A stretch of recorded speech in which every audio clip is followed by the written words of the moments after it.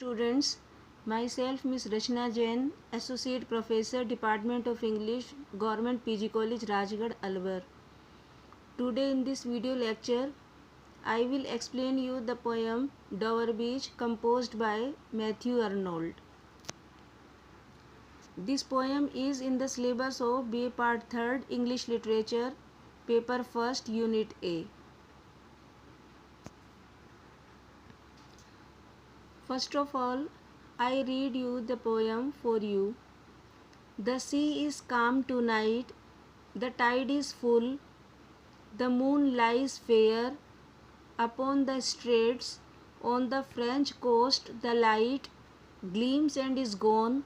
The cliffs of England stand glimmering and vast out in the tranquil bay.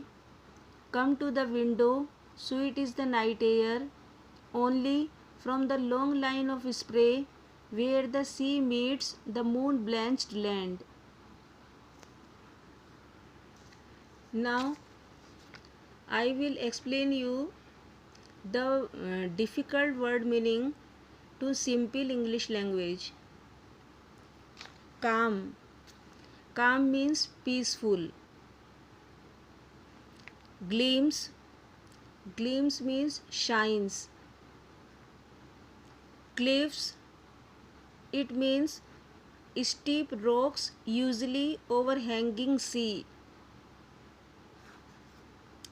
Glimmering, it means shining faintly. Vast means huge. Tranquil bay, tranquil means peaceful or calm. Moon blanched means made white by moonlight. First, I will explain you the reference and context of these lines. These lines have been taken from the famous poem Dover Beach, composed by Matthew Arnold, a famous poet of Victorian era.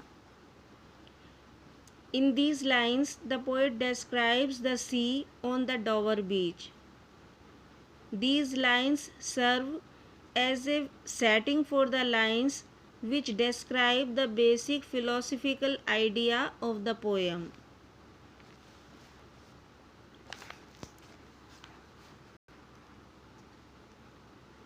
One night, the poet is standing near the shore at Dover. Moon is shining in the sky. Describing the sea coast on the Dover beach, the poet says that sea is calm today. The tide is full means the tide is full, the sea is full with the tide waves. The moon lies fair upon the straits. It is a moonlit night. From the coast of French coast, the coast is clearly seen and visible in the white moonlight. The light gleams and is gone. The presence of the French coast is known by the light glimmering and vanishing. Its light is falling over the whole strait of Dover. The French coast is also shining dimly in the moonlight. As the moon has changed position in the sky, its light is now not falling on the French coast, but the English coast, and the calm waters of the sea are shining brightly.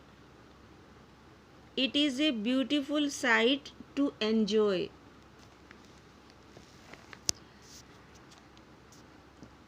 The cliffs of England stand glimmering and vast out in the tranquil bay. The poet says that the presence of the French coast is known only by the white moonlight of the moon. On the side of the coast, the cliffs or rocks of England look vast and strong. The bay is tranquil now, it is calm. So come to the window. So poet, addressing his companion, asks her that his companion should come to the window and observe the beautiful sweet air. He says, sweet is the night air, that at this time the night air is very pleasant and sweet. Only from the long line of spray where the sea meets the moon-blanched land, the sea waters have receded towards the sea. The waves rise and fall, and this process continues forever. He wants that his beloved may also enjoy the sight of long line of water drops which arise as the waves fall on the white moonlit coast. He wants that she may also enjoy the sweet air blowing in the night. So here the poet gives a beautiful description of the Dover beach at the time of night when the moon shines brightly in the sky.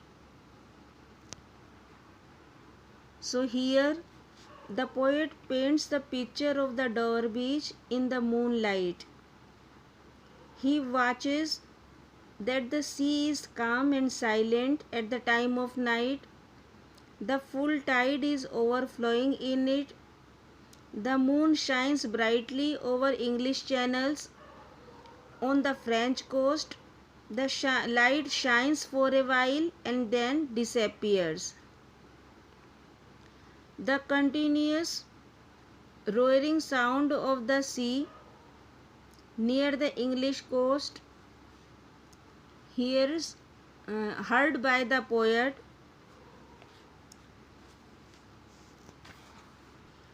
The rocks near the English coast can be seen dimly shining into the calm sea. So the poet invites his friend to come to the window and watch the scene. He informs his friend that the night air is very pleasant. Only the harsh sound comes from the waves of the sea. So here the poet gives a beautiful description of Dover beach at the time of night. So in this video lecture I have explained you the few lines of the poem Dover Beach. In the next video lecture I will explain you the remaining part of the poem. Thank you for listening to my presentation. I hope you enjoyed it. Thank you.